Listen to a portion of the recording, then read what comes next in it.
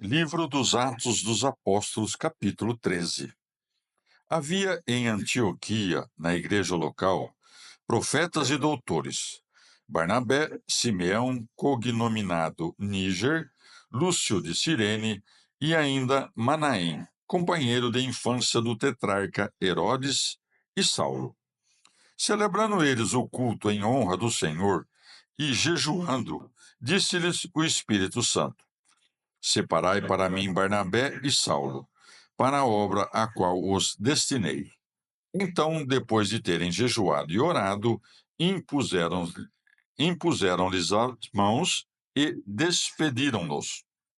Enviados, pois, pelo Espírito Santo, eles desceram até Seleucia, de onde navegaram para Chipre. Chegando a Salamina, puseram-se a anunciar a palavra de Deus nas sinagogas dos judeus. Tinham também João como auxiliar. Tendo atravessado toda a ilha até Pafos, aí encontraram um mago, falso profeta, que era judeu e se chamava Bar-Jesus. Ele estava com o procônsul Sérgio Paulo, homem prudente, o qual mandara chamar Barnabé e Saulo, desejoso de ouvir a palavra de Deus. Elimas, porém, o mago, assim se traduz o seu nome, começou a opor-se a eles, procurando afastar o procônsul da fé. Então Saulo, que também se chamava Paulo, repleto do Espírito Santo, fixando neles os olhos, disse: Homem cheio de toda falsidade e toda malícia, filho do diabo e inimigo de toda justiça, não cessarás de perverter os caminhos do Senhor que são retos? Pois agora a mão do Senhor está sobre ti. Ficarás cego, e por um tempo não verás mais o sol. No mesmo instante, escuridão e trevas caíram sobre ele, de tal sorte que, andando à roda, procurava quem o levasse pela mão. Então, vendo o que acontecera, o procônsul abraçou a fé, maravilhado com a doutrina do Senhor.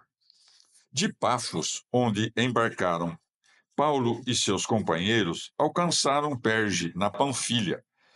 Quanto a João, separando-se deles, voltou para Jerusalém. Eles, porém, penetrando além de Perge, chegaram a Antioquia da Pisídia. Lá, entrando na sinagoga em dia de sábado, sentaram-se. Depois da leitura da lei e dos profetas, mandaram dizer-lhes os chefes da sinagoga: Irmãos, se tendes alguma palavra de exortação ao povo, falai. Então, levantando-se, Paulo fez sinal com a mão e disse: Homem de Israel, e vós que temeis a Deus, escutai. O Deus desse povo, o Deus de Israel, escolheu nossos pais e fez crescer o povo em seu exílio na terra do Egito. Depois, erguendo seu braço, fê-los sair de lá. E durante 40 anos aproximadamente, cercou-os de cuidados no deserto. Depois, havendo exterminado 7 nações na terra de Canaã, deu-lhes em herança esta terra. E isso durante cerca de 450 anos. Depois, concedeu-lhes juízes até o profeta Samuel. A seguir, pediram um rei, e Deus lhes concedeu Saul, filho de Cis, da tribo de Benjamim, por 40 anos. Removido este, suscitou-lhes Davi como rei, e dele deu este testemunho: Encontrei Davi, filho de Jessé, homem segundo o meu coração, que em tudo fará a minha vontade. Da sua descendência, conforme a promessa, Deus fez surgir a Israel um Salvador, que é Jesus. Antes da sua entrada, João proclamara com antecedência a todo o povo de Israel um batismo de arrependimento. E, estando para terminar sua carreira, ele dizia: Quem suspeitais que eu seja, não o sou. Mas aí vem, depois de mim, aquele de quem não sou digno de desatar a sandália. Irmãos, filhos da raça de Abraão, e vós aqui presentes, que temeis a Deus, a vós foi enviada essa palavra de salvação, pois os habitantes de Jerusalém e seus chefes cumpriram, sem o saber, as palavras dos profetas que a cada sábado são lidas. Sem encontrar nele motivo algum de morte, condenaram-no e pediram a Pilatos que o mandasse matar. Quando, pois, cumpriram tudo o que estava escrito a seu respeito, retiraram-no do madeiro e o depuseram num túmulo.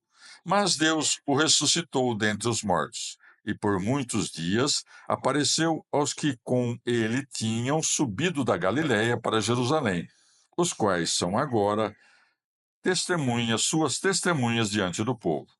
Quanto a nós, anunciamo-vos a boa nova, a promessa feita aos nossos pais. Deus a realizou plenamente para nós, seus filhos, ressuscitando Jesus, como também estava escrito nos Salmos: Tu és o meu filho, eu hoje te gerei. E que o tenha ressuscitado dentre os mortos, e ele não deva tornar à corrupção. Assim já o dissera: Eu vos darei as coisas santas de Davi, aquelas que são dignas de fé. Por isso diz, noutra passagem: Não deixarás o teu santo experimentar a corrupção.